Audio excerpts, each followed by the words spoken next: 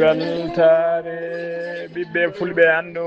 diine maɗa fedde heblo sukaɓe africa weltare tv takkusana yoni to gana funnague to weedu demmabo to murtode cabbule to ligel deede to bolo khalifa to jabala julliji to beelila gawdi to lekkela garas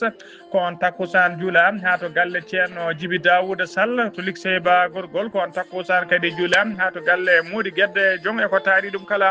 ene jeeya e gardini kabaruji men to leydi Mauritanie société sinim woni société nationale industriel et miniére mo leydi Mauritanie ɓe kolliri tigui woni yidde mabɓe fandare mabɓe kay ko ɗo ha 2031 tawi kala hitande eɓe mbaɗa exploité fodde fodde 45 million tonnes minerai kala hitande to leydi Sénégal. Abbas Fall maire kesso cuɓaɗo e oɗo saaha joni yo ardo mairie de Dakar o ƴetti golle makko ñalawma alarba hande to leydi Mali duwana mo leydi Mali tawateɓe toon to Ségou ɓe mbaɗi teɓande mawde no fewi so nanggude quantité kewɗe tawi ko drogue mo hinde cannabis umminoɗo e camion goto ummotoɗo toon to Koutiala kedde Afrique ma jabbo roɓiɗo musidɗo men Alassane Oumar Mbodj habaruji men joolam jaɓeri ma jaa to leydi France to leydi Cuba to leydi Yemen ha to dowlaji tedduɗi Amerique bisimilla moon e ketki hotodirte joni joni piren facciren.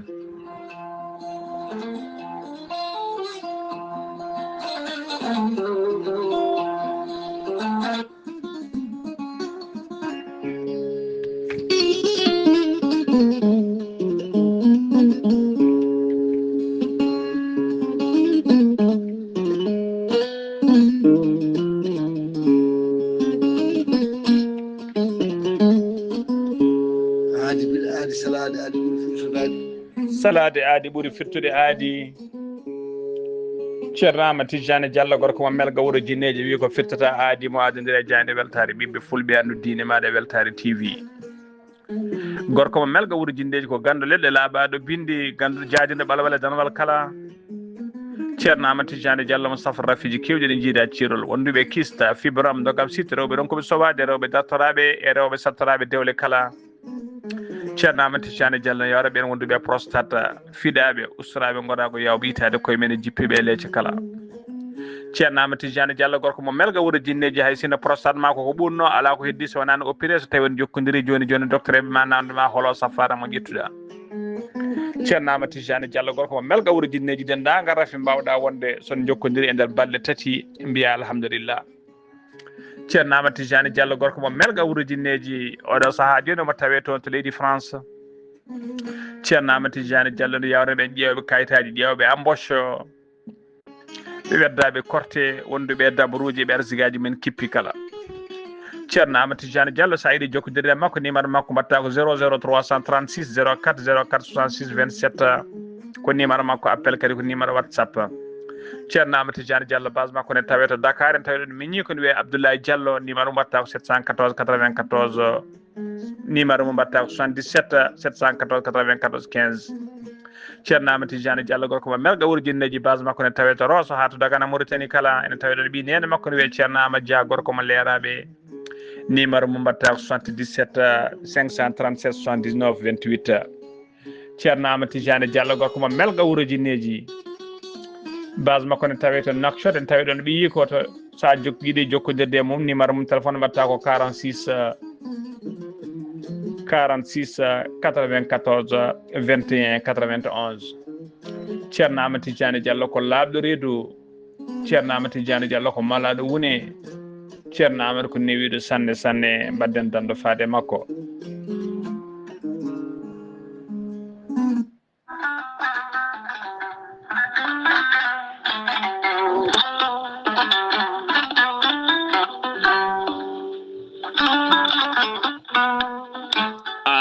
jambitowo ɓandu musoru ɓandu jaaɗoru ɓandu wuloru koyɗe musoje koppi musoji keceji musoje AVC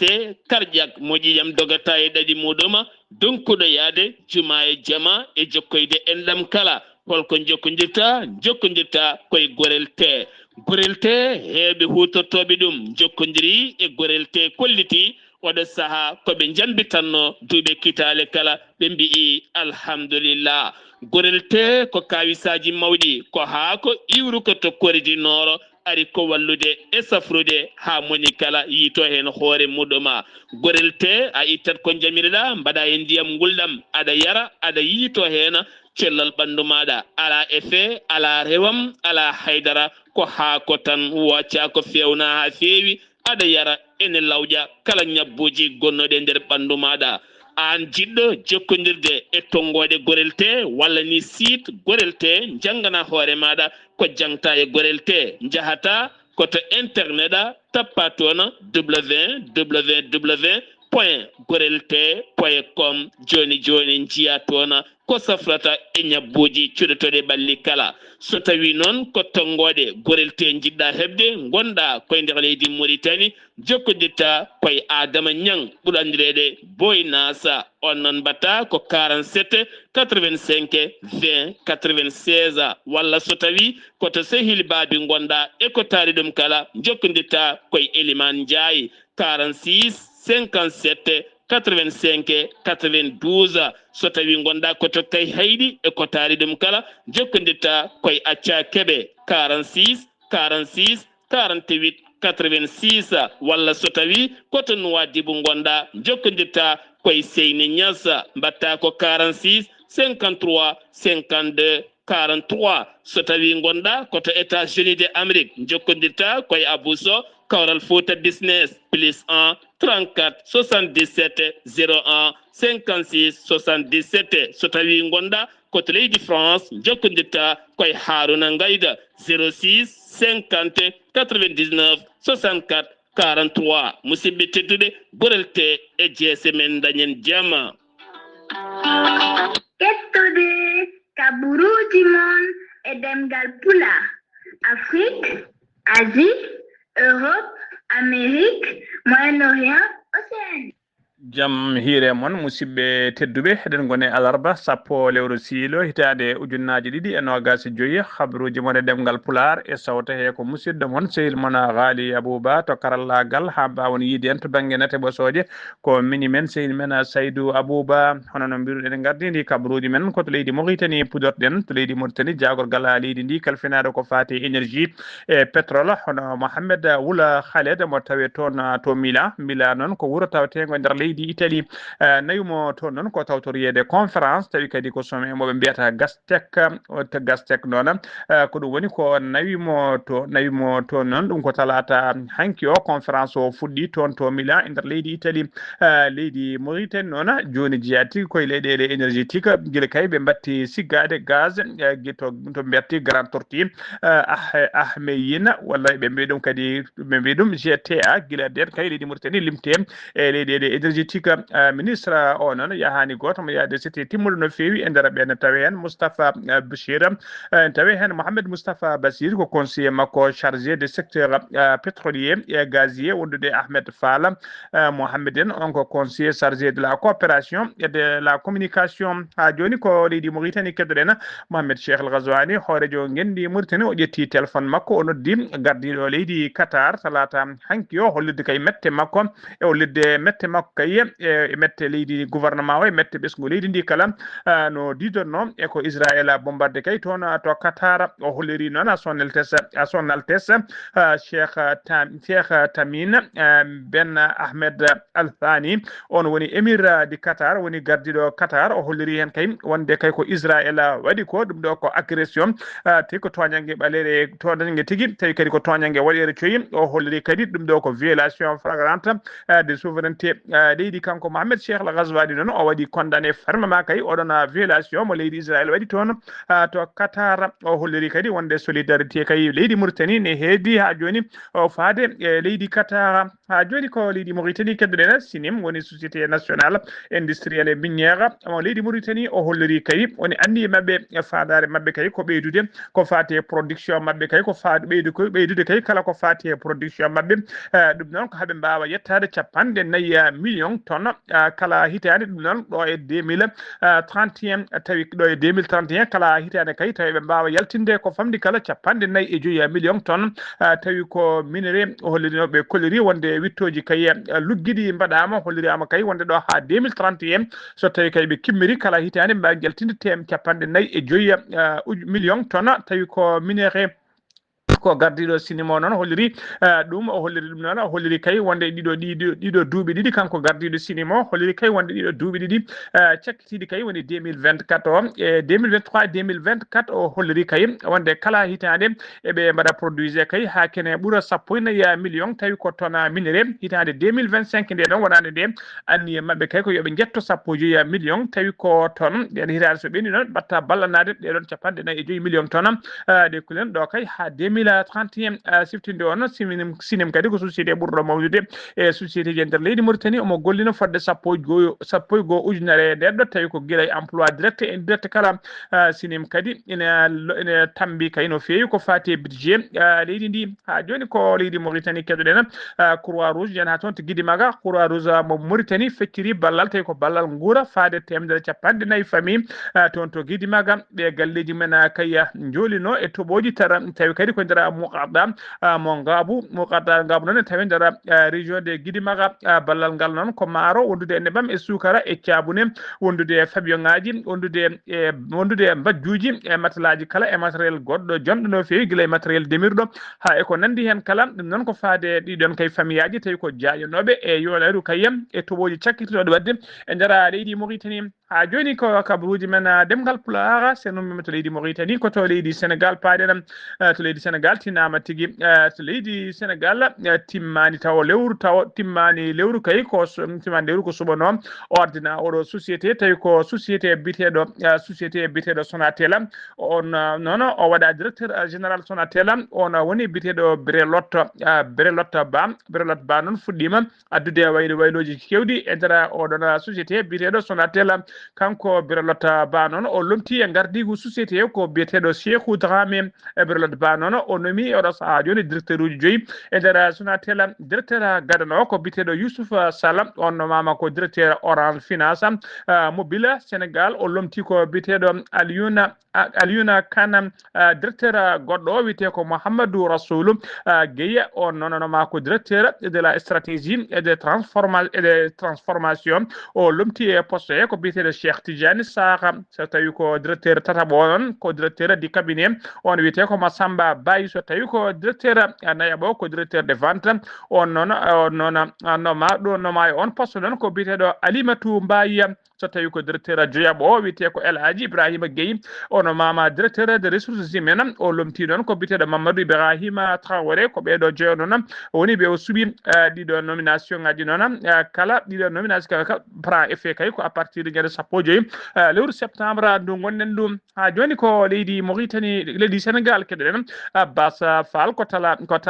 alarba hande o woni tigui ko wiyete passation de service hakkude biyeteɗo Ngone Mbengue kañum wonno maire par intérim mo Dakar e Abbas Fall cuɓaɗo ɗo saaha joni gardinaɗo mairie nde Dakar ko cérémonie mawɗo noon woni tigui ko yuɓɓina toon saabu kay caaleji ɗiɗi mawɗe no fewi a fama toon e nder mairie hen caali goti noon herori tan ko invité ji mawɗi no fewi guila e conseiller ji caali keddiki ki noon ko Dakar naɓe kala yiɗɓe kay arde tawtorede ne mbawi joɗade ɗiɗon kiɗon caali woni Sampopoli en e Demba Sumbul en kala so tawi discours office kadi so hibbi kay ma cocktail tigui wawa feccirede toon ma wawa sarwede toon on paami tigui ko cérémonie mawɗo woni ko yubbina toon e ñalawma alarba hande o toon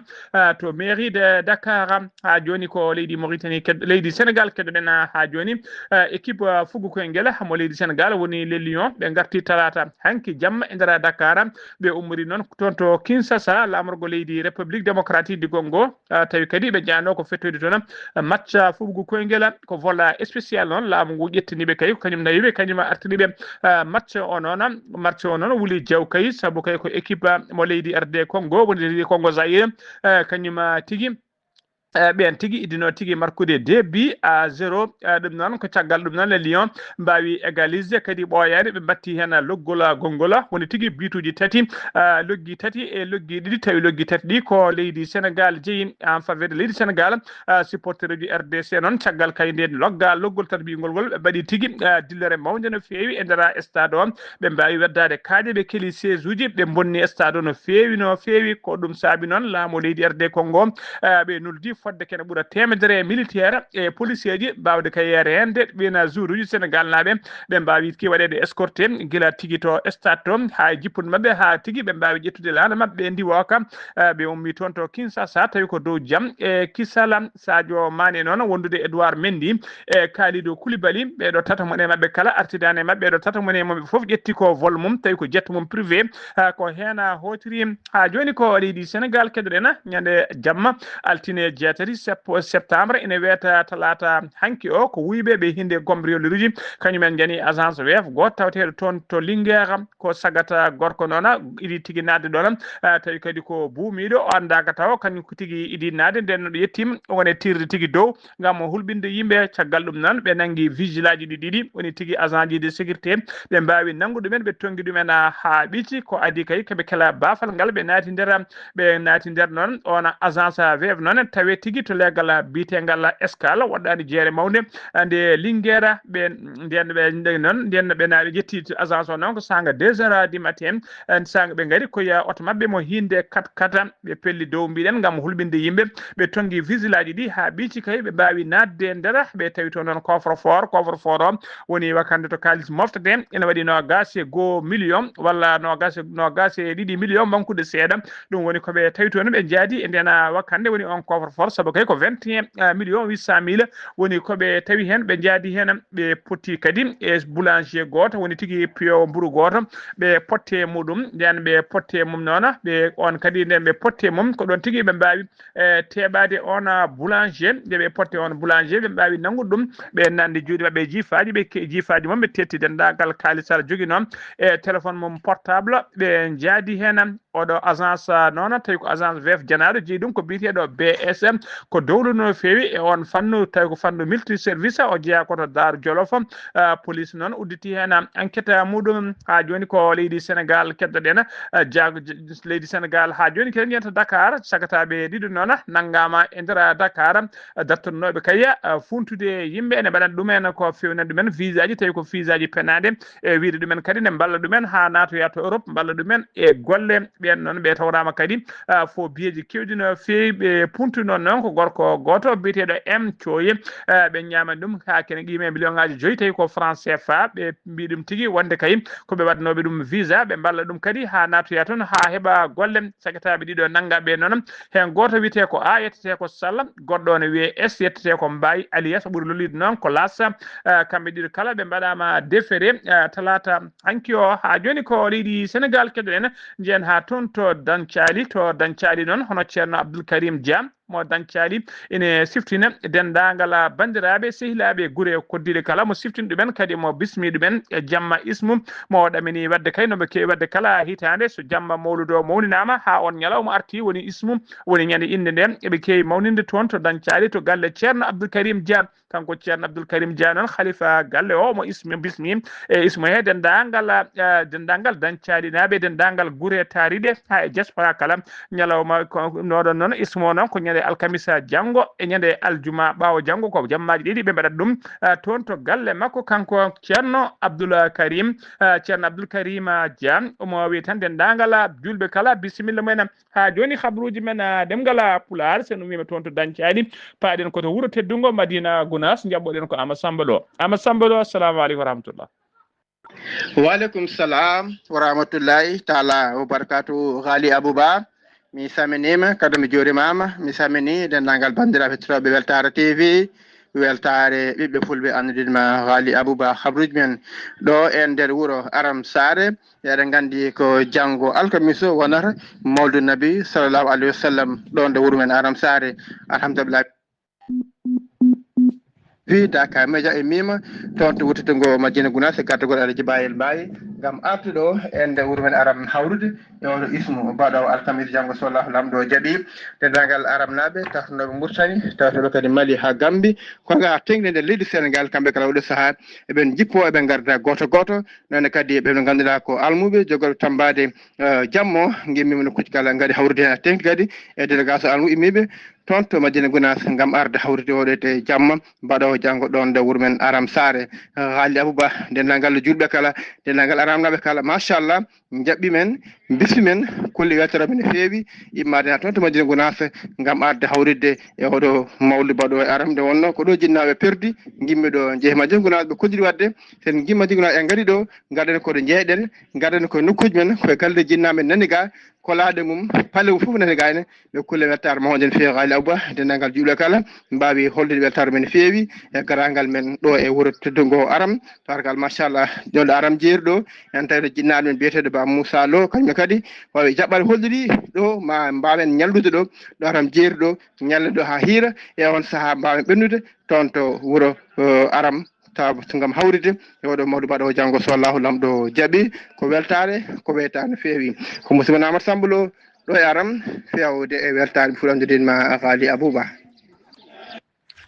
Amadou Samba Lo golle ma jooɗi peewi haymo heeɗi dande ma nde en andi tigui aɗa jogui bellamma mawɗo e coftede mawde no feewi eɗen ñaago Allah tan dendagal ko duwa toon kala nde Allah jaaboto Allah rokken kadi tawtorede ismo hitande wonde taw eɗen ɓeydi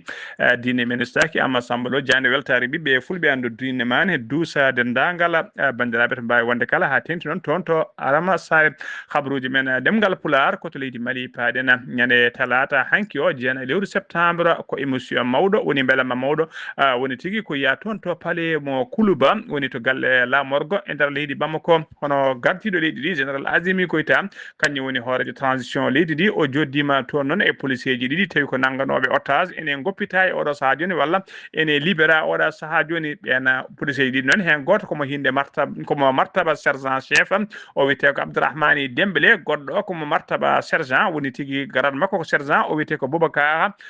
Dabo kamɓe ɗiɗo kala o wawi joddade mabɓe ɓe biftano noon ko gila ñande jeegom lewru août e dow lawol ummade Tombouctou faade de toon to Douentza koye darde fama faydide noon walla mbiyen force de défense et de sécurité e darde mumen faydide ha tenti noon e ɓen taw koɓe hinde service de renseignement woni tigui ñukintoɓe kamɓe mbawi wadde kay ha ɓeɗo mbaɗa libéré hano haalis ni hono Daouda Ali Mohammed en kañum woni ministre de la sécurité intérieure et de la protection civile o holliri hen weltare makko mawde no fewi faade kay e force de défense et de sécurité leydi ndi e darde men faydinde kay ha mbawi ɓiltude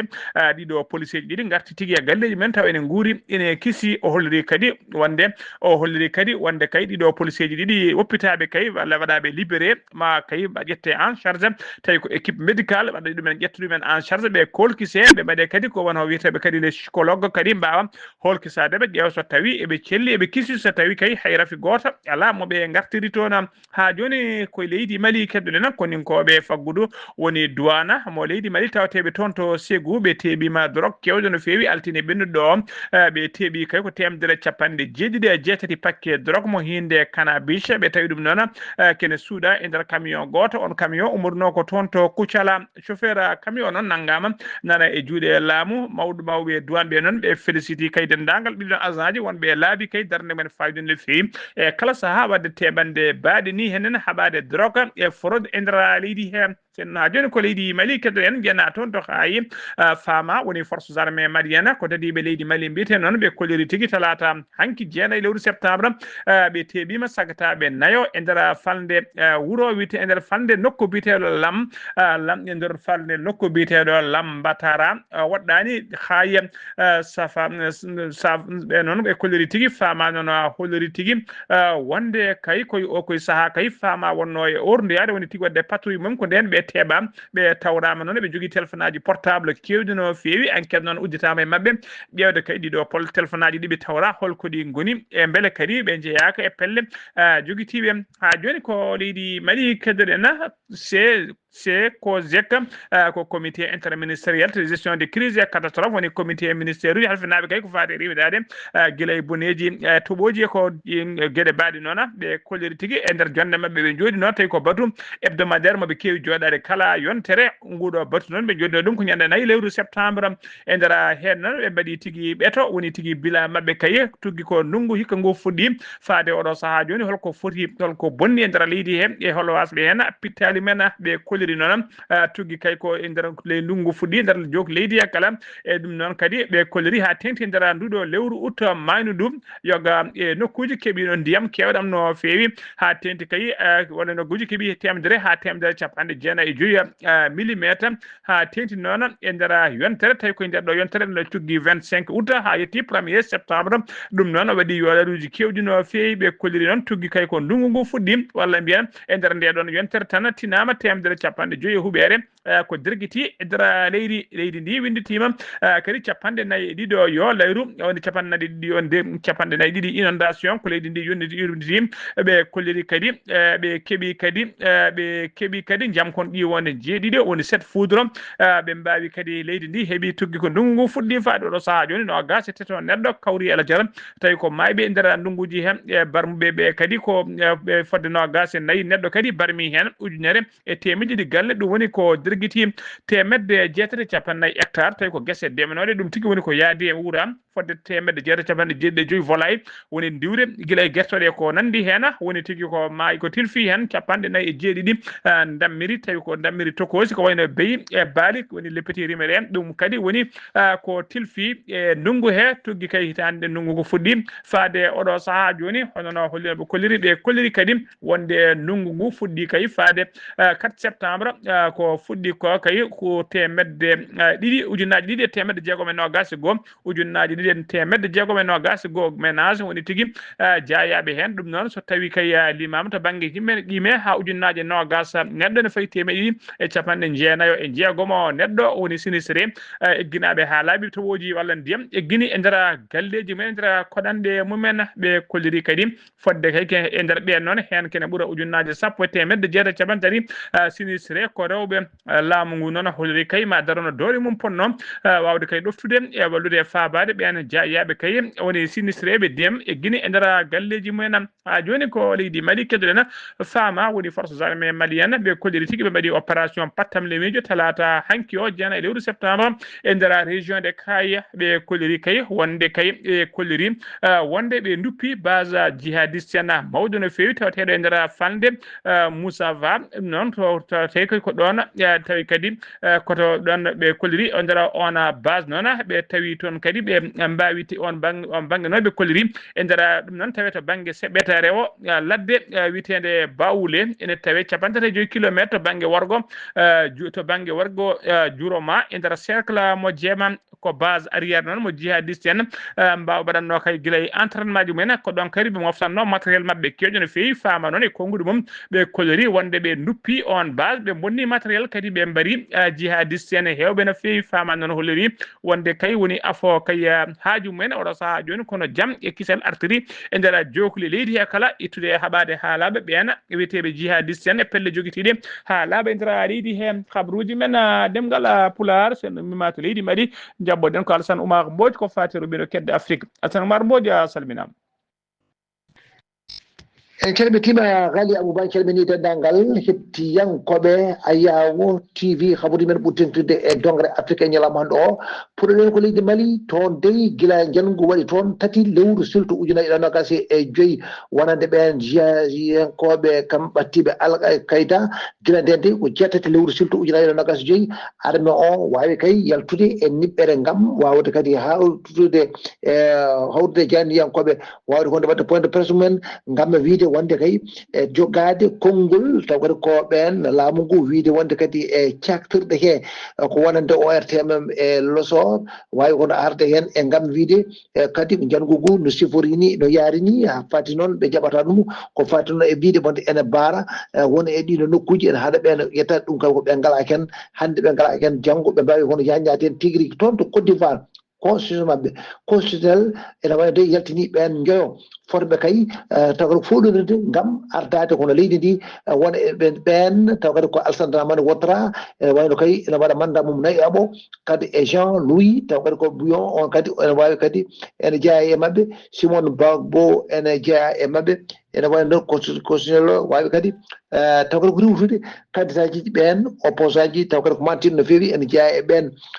Laurent Gbagbo mais noon ardata kono leydi ndi e Tidiane Thiam ɗum noon ɓeɗo foof ko riwta duttaɓe ngam kay jeeyede e ɓen joyo kadi ko fuɗɗodiroɓe on ardade taw kadi ko leydi ndiyete Éthiopie ene wayno toon de caggal duuɓi 14 e ɗum noon e ɗi liggeyaji ene wayno dey ɓe mbawi kadi kamɓene ñande talatare 9 lewru ndu gonɗen ndu taw kadi ko fatti kadi kadi ko barrage mabɓe ɓurɗo mawnude kadi ko de renaissance moɓe noddita hono gére ɗum ne ene wayno kadi toon to Nil ɓe mbawi kadi wadde ɗon taw kadi ko wiyete taw kadi ko oɗo ouvrage mawɗo no fewi ko fati kono hydroélectrique d'Afrique ɗum noon taw ko kadi ɓe mbi wonde ko wonandiɓe kadi taw kadi ko gartam tigui rigui e wawde kadi wiide wonde kadi ɗum ɗo kadi ko jenccudi moƴƴude no fewi wonande kay taw kadi ko ɓen taw kadi ko population ngaji taw kadi ko ɓaleɓe wawi kadi wonde mawninde ɗum noon ko jawgal taw ko leydi hono Éthiopie hay so tawi ni ene wayno dey won e ɗin tension ngaji ene goni toon e nder leydi hi kono ɓe mbawi kadi hono wadde ɗum Égypte noon ene wayno dey wawi kadi kañumne dillude e wawde winde hono ɓatukuru gam fanude ɗum e conseil mabɓe de sécurité wonde des nations unies ɗum noon e wawde wiide wonde ɗum ɗo dey koko waɗa ɗo ko ene wayno dey ko taw kadi yoɓe ƴetten pellital nde tawno ko ɗum taw kadi ko ɗum koɓe mbiyata kadi ko wawde kadi wasde hormade ko nande wonde haqqe aade toon to Cameroun ene wayno de ko hono landa laamu ngu RDPC ene wayno de wawi kadi wadde kañumne uddidde kadi taw kadi ko wiyete kadi ko fate noon journal officiel e wawde kadi wiide wonde kippu mabɓe ko fate kono jarribo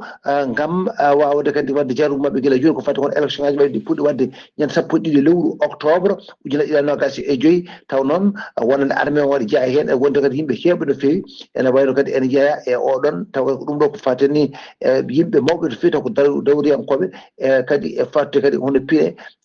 taw kadi e coftal ɓalli ɓen foof ene jeeya e oɗo koɓe mbi koɓe mbayyini kadi e nder journal mabɓe officiel gam kay wawde kadi wadde holo lummo mabɓe kono jardibo RDC Congo toon de ene wayno